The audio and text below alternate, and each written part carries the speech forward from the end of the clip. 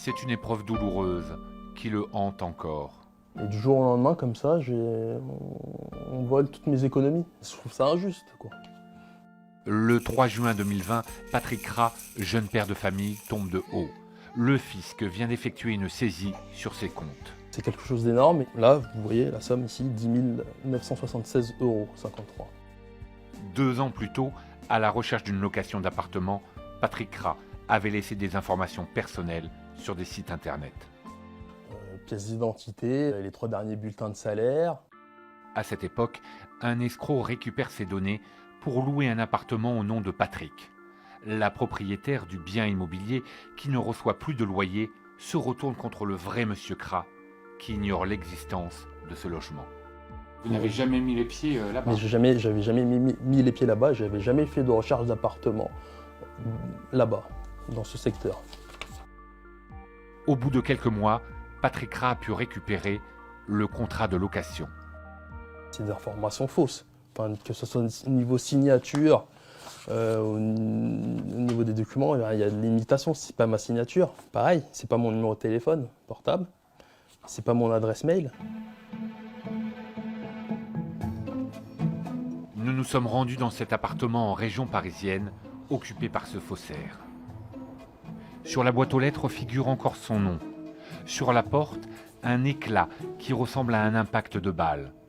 Personne ne répond. D'après nos informations, l'homme n'aurait pas encore été convoqué par la justice. Une situation insupportable pour l'avocate de Patrick Rat, qui a dû prouver son innocence. Ce sont des victimes qui vivent dans l'angoisse et qui, en plus, très souvent, ne sont pas du tout traitées comme des victimes. Lorsqu'on se retrouve confronté à des huissiers de justice, des organismes de recouvrement, des banques, on a beau se présenter en qualité de victime, généralement, la première réponse qu'on obtient, c'est une réponse pas forcément très agréable et puis beaucoup de suspicion. Passeport, permis de conduire, carte d'identité. Comme Patrick, il serait près de 300 000 Français à se faire voler leur identité chaque année. Et vous allez le voir, pour entrer dans notre intimité, ces faussaires sont prêts à tout. Logne, en Seine-et-Marne, dans cet office de la police aux frontières, Sylvain James, chef du service cyber, a vu les faussaires perfectionner leur technique au fil du temps. Si vous regardez de près et vous comparez avec une réelle, vous allez avoir du mal à trouver la différence. Pour autant, ce sont des fausses, mais là, ce sont des cartes, celles-là, on le sait, qui sont à 500 €.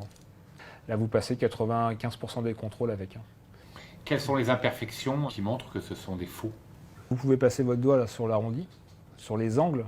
L'imprimerie nationale chez nous fait des angles parfaits. On voit que c'est un peu biseauté. Donc déjà, on voit que l'arrondi n'est pas totalement parfait. Pour vendre leurs faux et appâter la clientèle, les escrocs possèdent aujourd'hui un outil redoutable, le Darknet. Ce qu'on peut appeler communément un shop, c'est-à-dire une boutique en ligne.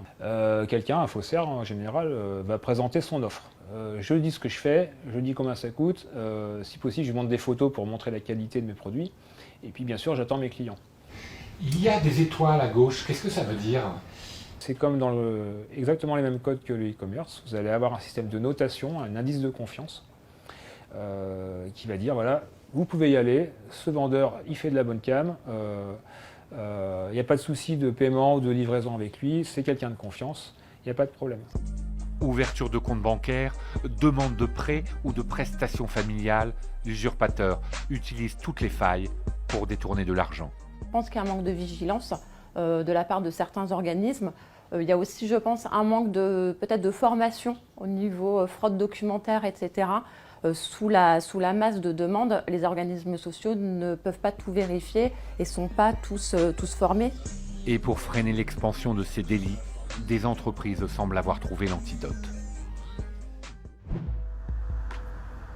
Nous sommes à Montpellier.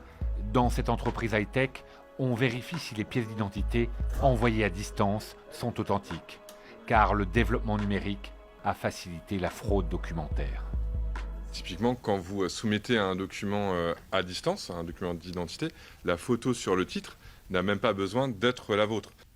Face à ces arnaques en ligne, une nouvelle arme est utilisée, l'intelligence artificielle. Donc ici, je vais prendre la photo donc directement depuis ma webcam. Donc maintenant, je vais pouvoir vérifier la photo qui a été prise. En zoomant, on peut vérifier la qualité de la photo, par exemple. Au lancement de la vérification, on va avoir en 5 secondes une cinquantaine de contrôles qui vont être réalisés en automatique sur le document. Et pour éviter l'usurpation d'identité, je vais réaliser un selfie vidéo. Voilà. Donc là, l'opération du côté client est terminée.